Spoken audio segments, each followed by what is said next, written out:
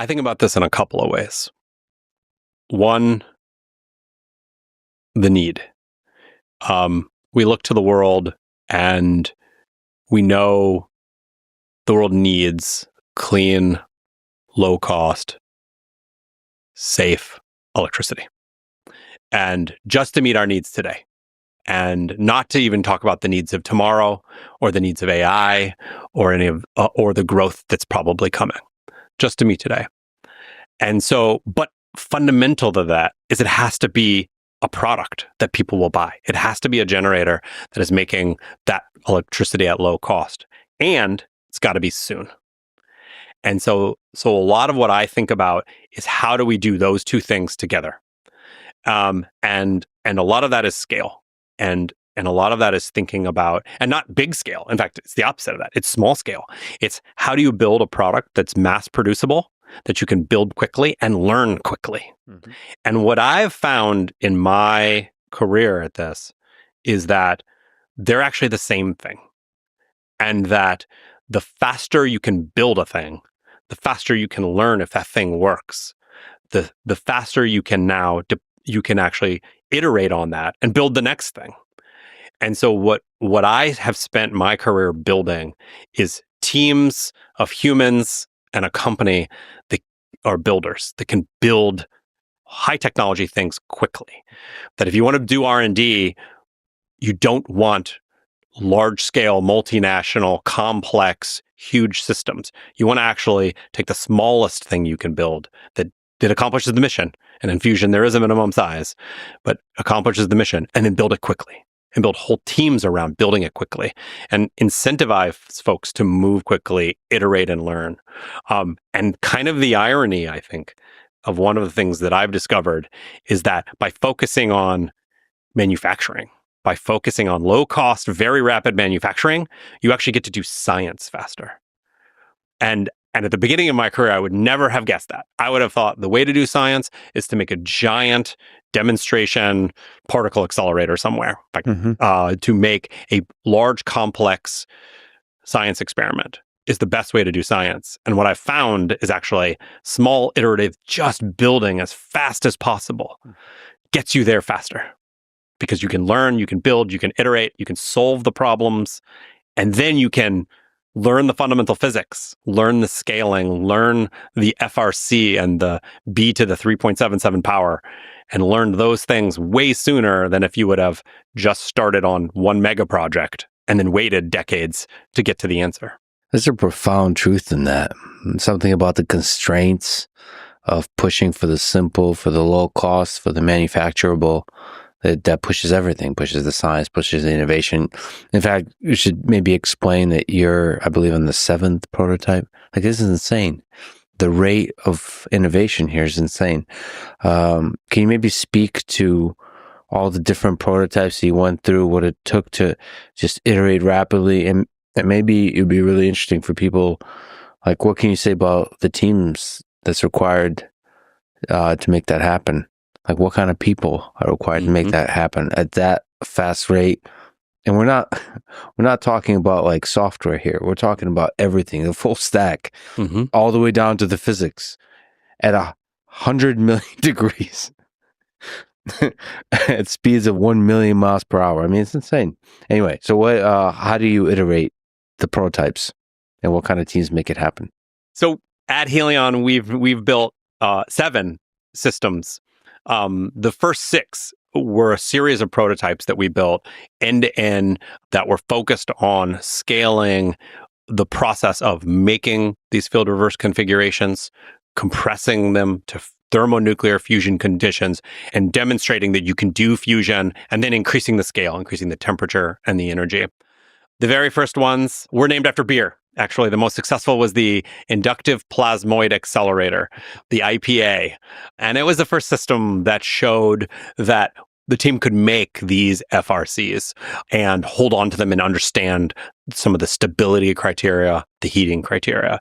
And then we started increasing the field. Now, okay, great. We can hold on to one of these FRCs. We know how long, we know how to make them, but now can we squeeze on them and start doing fusion, increasing in pressure and temperature? What we noticed is machine after machine. We always used Starbucks.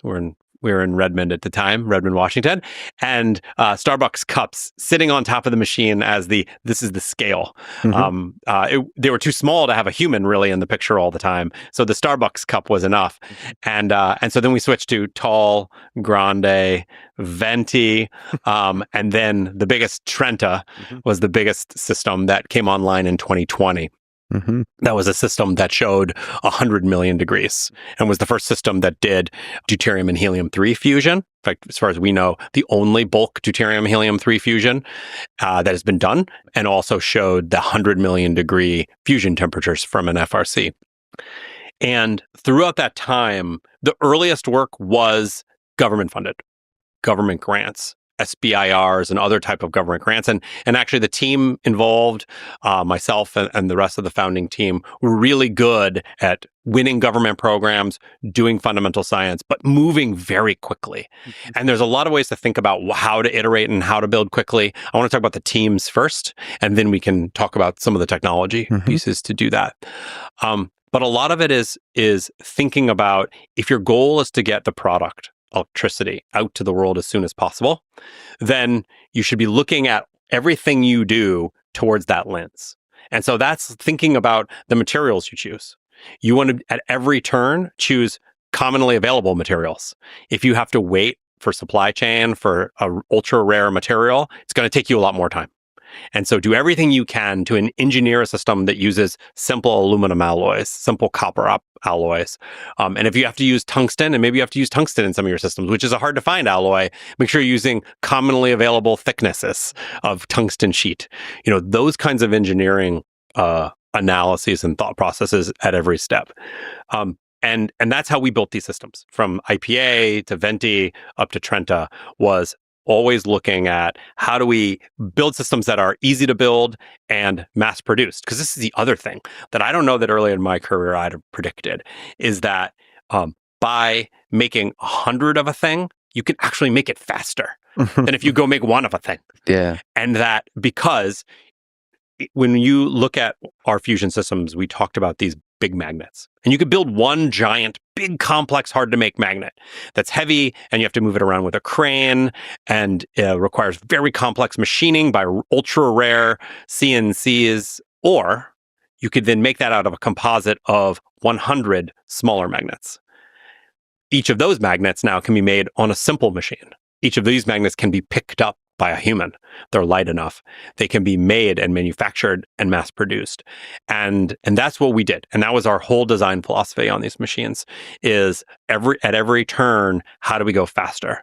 A classic one that still to this day I push the team on is, again, thinking about how do you move fast?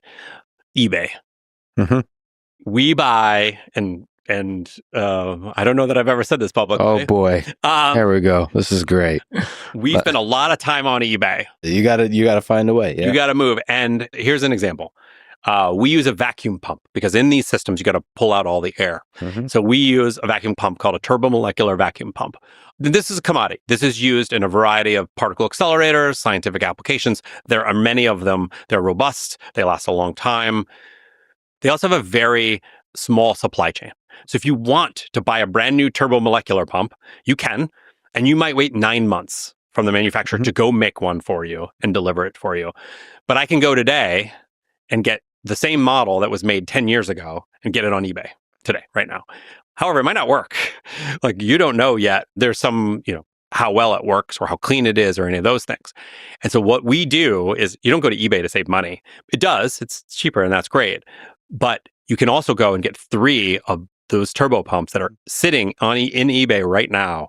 Bring those in-house, test them. Maybe only one of them meets the specifications you need. But guess what? You just got a pump in 2 weeks instead of 9 months. Yeah. And you got it, and it's in the door, and it's operational, and it's running, and you're moving. See, I love that. I love that kind of stuff.